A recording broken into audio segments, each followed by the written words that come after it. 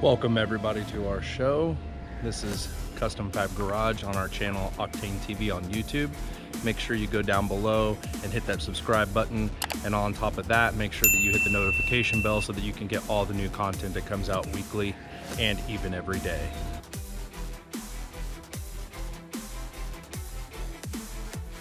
We're going to be working on this vehicle today. It's a 2018 Ram 1500.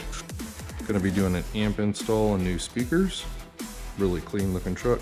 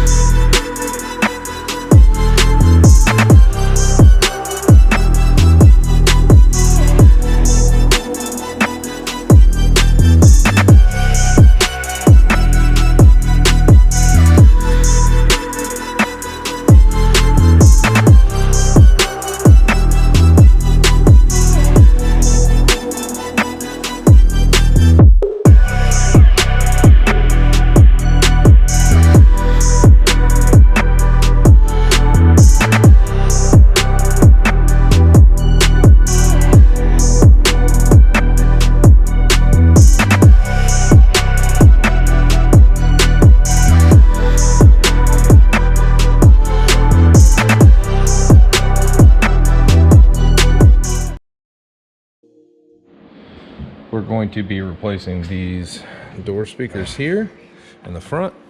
We're also going to be replacing these dash speakers up here.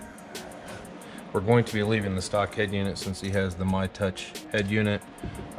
There's not much available to replace those. And then we're also going to be replacing these rear speakers as well, and then adding 2 subs and an amp. These are what we're going to be using on the rear doors. And these are the harnesses that will make them plug and play from Metro. They're 72, 65, 14. That way you can just basically plug these into the speakers and plug right into the factory harnesses. So take your Torx, put it right in there, and these will come out. Sometimes they won't back out, so you have to put some pressure on them to take them out. And these are what they're gonna look like when you pull them out. Kind of like a push pop in there, but it uses an Allen key head. Same situation down here. You're gonna have them all the way around the door panel. And on this piece right here, you just take like a hook tool and you can hook tool into the top, pull it down, and then this piece will come right out. That's the back side of it right there. And then you're gonna have to remove this Phillips right here. Now the screw is removed, you can basically pull on this, pull this up, and this whole piece will just come right out. Makes this much easier to take the door panel off. And then that all comes off, and that's the back side of it right there. And then we took our plastic pry tool here and then pop this off, and there's the back side.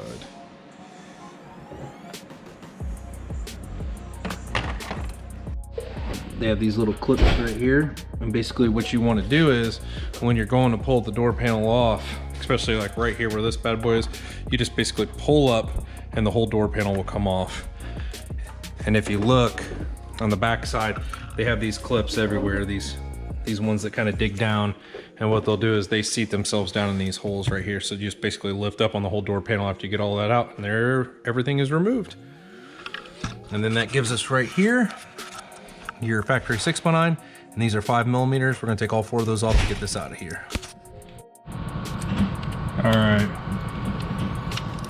like I said, these are 5mm, so we're gonna take all these out. And you got 4 of them. So we're gonna take all 4 of these out to remove the factory 6x9. All right, this is the factory 6x9. Look at that huge magnet. Woo! This thing feels about paperweight light. Now I see why they're so shitty. These are the 6x9s we're going to be using, which is an XS R6946 4-way 6x9, rated at 860 watt peak power, 60 watts RMS. That's their ratings. This is the stock 6x9. It is very cheap looking. Look at that thing. Just a dual cone piece of crap. Here's going to be your Sony's magnet, much larger, much bigger, much more quality built speaker. It's going to have your 4-way setup, just complete opposite of what you get with stock speakers. These are really nice speakers by far. Here's a little side-by-side comparison, just so you can see the difference of what you're getting and what you're paying for.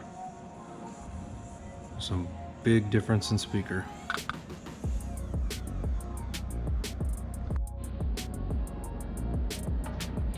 So this is the 726514. These are the speaker wire harness adapters, which are these bad boys right here.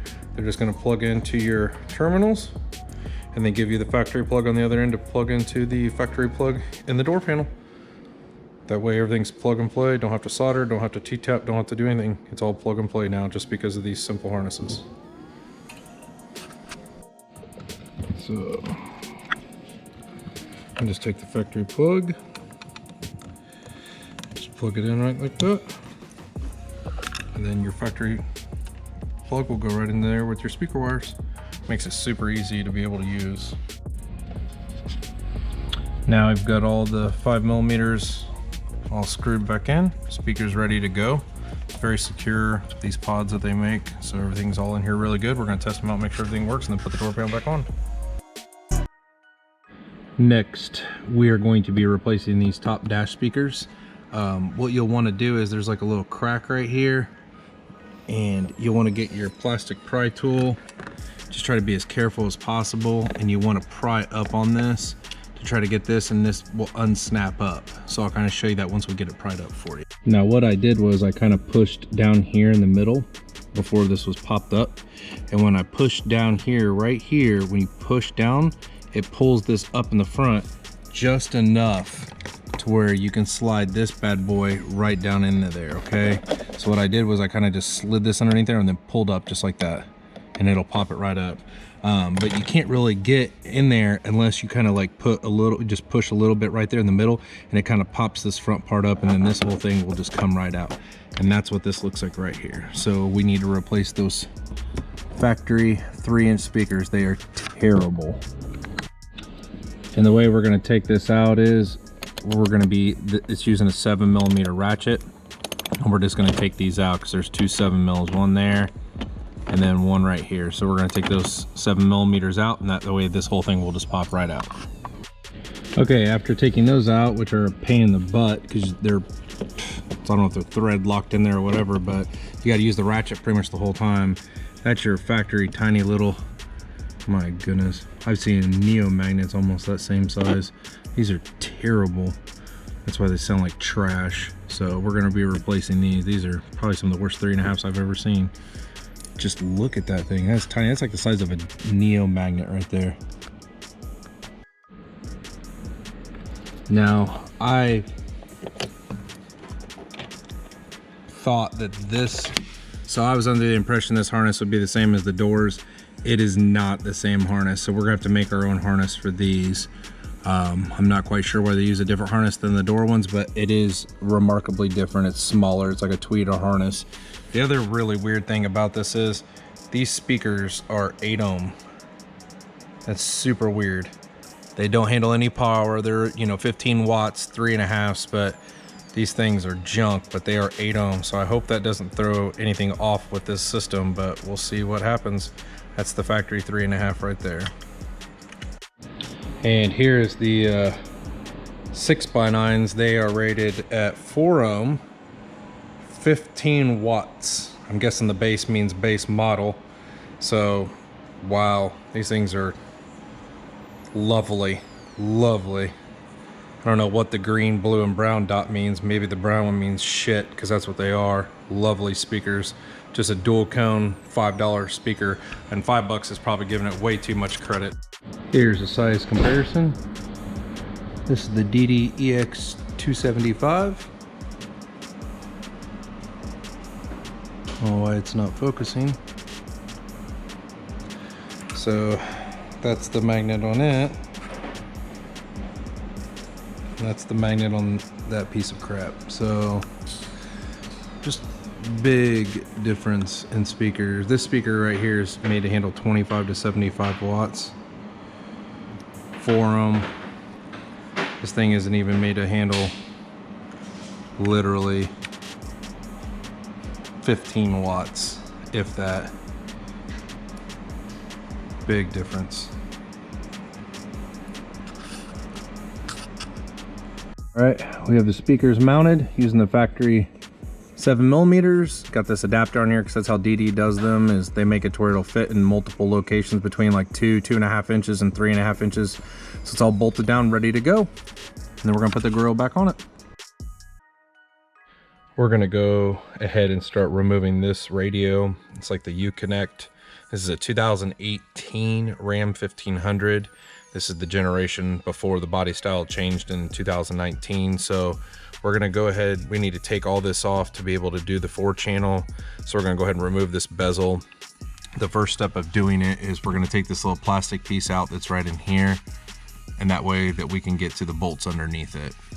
So if you take this piece right here, you can just kind of stick your finger up underneath it and you just pull that up. This little piece right here will come off.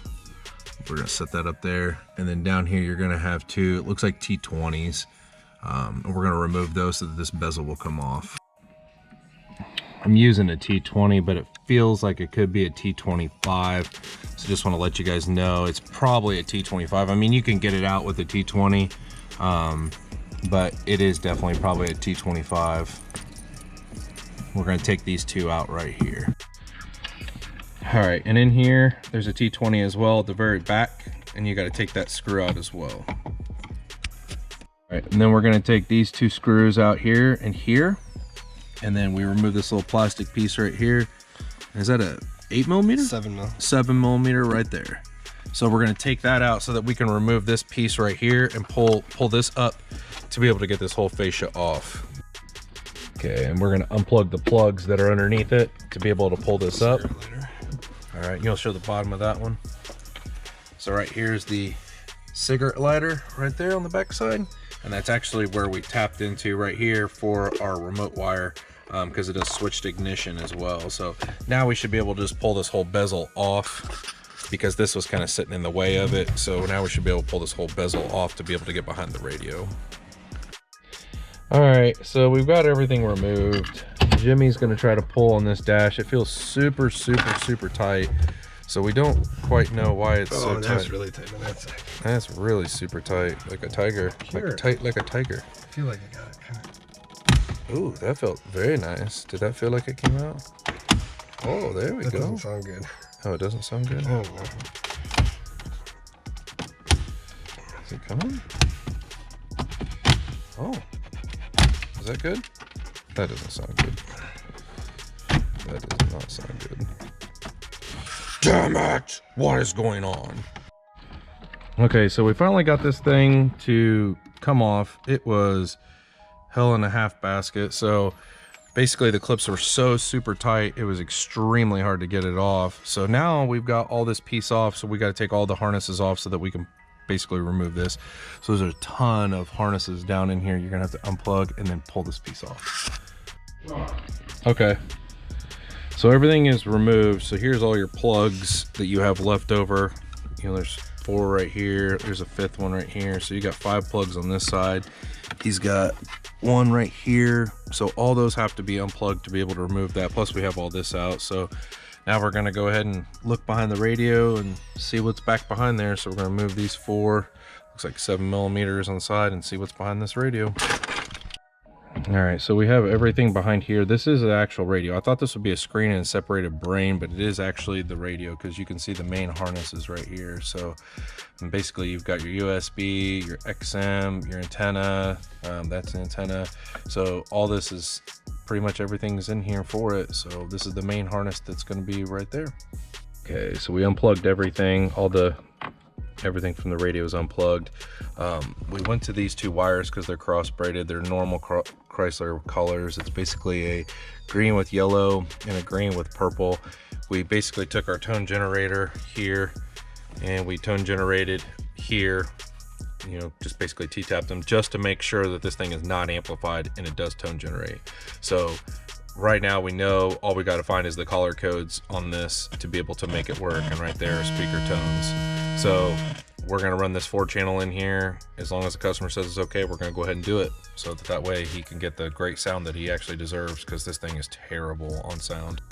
Okay, so we've cut up his factory harness. This is the actual factory harness behind the LCD. If you look, it's kind of hard to see, but there's 1, 2, 3, 4 wire, basically double pairs of wires right here. Those are all 4 of the speaker leads. So your 2 green, basically 2, like there's 2 grays, 2 greens.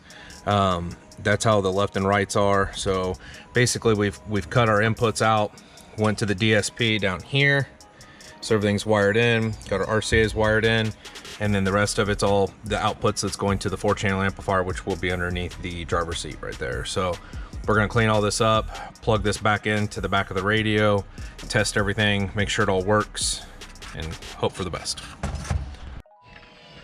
All right, so for the WaveTech piece, we need a power and ground coming out of it. So we actually went over here and connected in with our remote and our ground here. For this is the cigarette lighter that switched ignition, so we just use that to run switched ignition and ground for this WaveTech piece. So everything's all wired up here, getting ready to finish this all up, plug that all back in, we'll see if everything works. Okay, so we got everything working, got the WaveTech piece installed. Now what I did, I screwed up on, was I ran a 2-channel input and I put it into the 1-2 instead of the 3-4.